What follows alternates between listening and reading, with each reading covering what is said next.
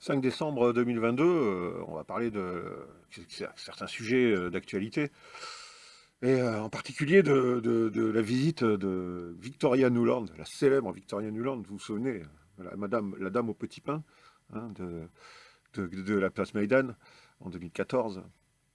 Elle est allée à Kiev, mais bon, on dirait, énormément des grands de ce monde vont à Kiev actuellement. C'est devenu une destination à la mode, hein. Je veux dire, mais en général, que ce soit Sunak, que ce soit Boris Johnson en son temps, ou Macron, Biden, etc., tous vont à Kiev dans la journée, hein. Ils n'y dorment pas, hein. Ils arrivent le matin, ils repartent le soir, hein. Et même souvent plus court que ça, histoire de faire quelques images avec le héros Zelensky, et puis on rentre fissa dans nos pénates occidentales. Là, non, là, Victoria Nuland, elle a passé la nuit à Kiev.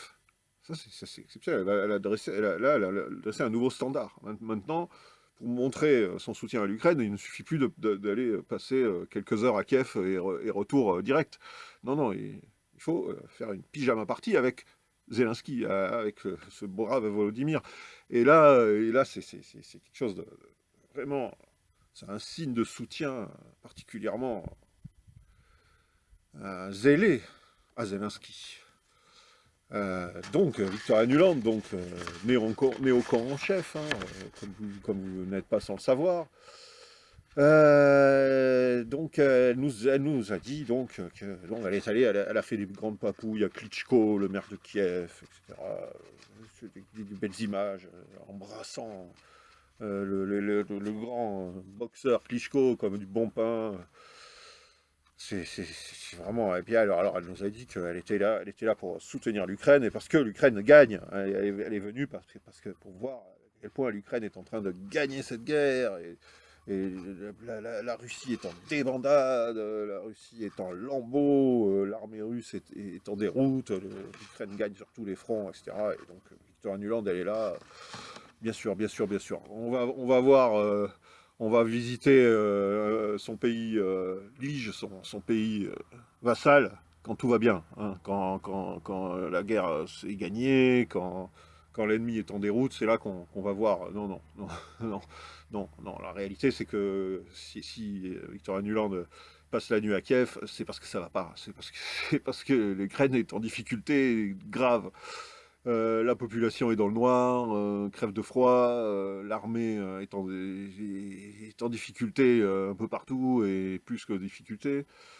Bref, elle n'est pas là pour venir constater que tout va bien, hein. Quand tout va bien, on a des sous-fifres sur place pour nous le rapporter. On n'a pas besoin d'y aller, de dormir sur place et tout, de dormir à Kiev, sensiblement. Non, non.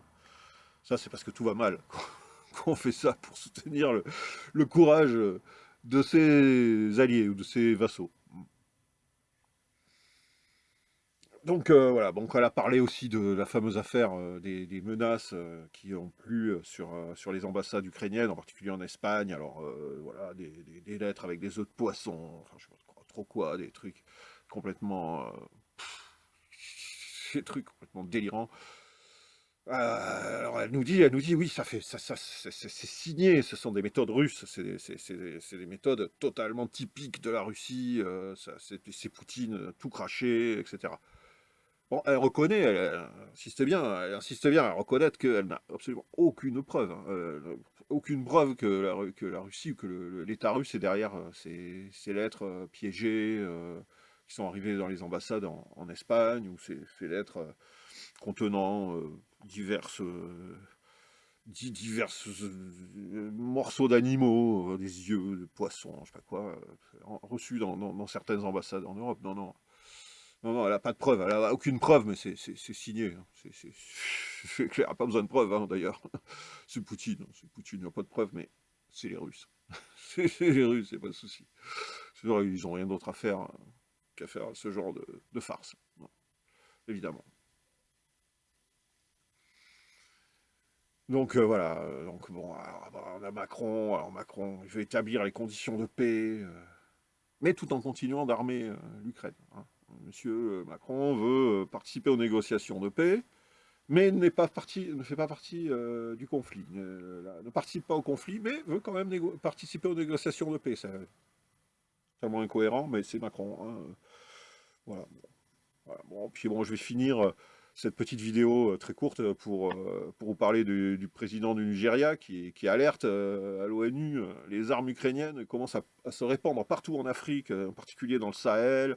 On va bientôt les retrouver au Mali, on les retrouve déjà au Nigeria, dans les mains des groupes terroristes, hein. Au Nigeria, on connaît Boko Haram, etc. Dans toute la région du lac Tchad, les armes ukrainiennes, les armes occidentales qui sont livrées à l'Ukraine, ça commence à se déverser un peu partout en Afrique, mais sur LCU, dans les médias mainstream français, pas un mot, c'est pas grave, c'est pas intéressant. Bientôt, après l'Afrique, ce sera dans les banlieues, hein, ce sera dans les cités. D'ailleurs, selon certains, elles y sont déjà, hein.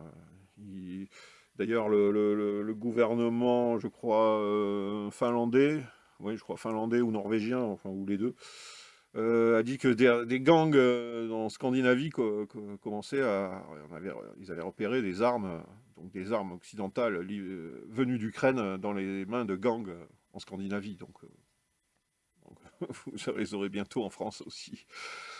Voilà, bon, voilà, c'est deux, trois petits mots, un petit, un petit topo très vite fait, puis sans prétention, sur l'actu en Ukraine et dans la géopolitique. Bon, voilà, bah, je vous remercie pour vos soutiens, je vous remercie pour vos petits pouces bleus, je vous remercie pour vos commentaires, hein. N'oubliez pas de vous abonner, et aussi à la chaîne Odyssée et la chaîne Rumble, en cas où YouTube déciderait de mettre fin à celle-ci. Donc, merci à tous, et on se retrouve bientôt pour une prochaine vidéo. Ciao!